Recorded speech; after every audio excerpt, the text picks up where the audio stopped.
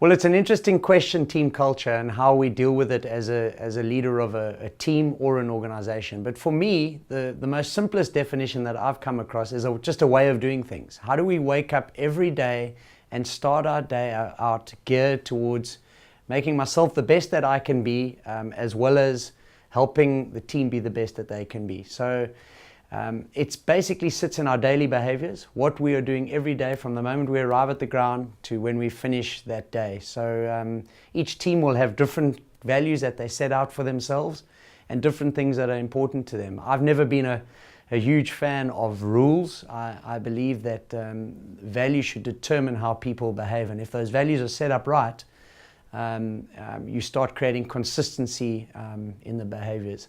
I feel as well as a leader, we've got to bring our value system to that group, and the way we do things that can determine the behaviors of the team as well. And if our value systems as leaders are set up right, in other words, our behaviors are consistent across the process of working with a team, including how we behave through the wins and losers, and those results that can sometimes have a great bearing on where we go in our careers, then you can set a team up for consistency within that value system.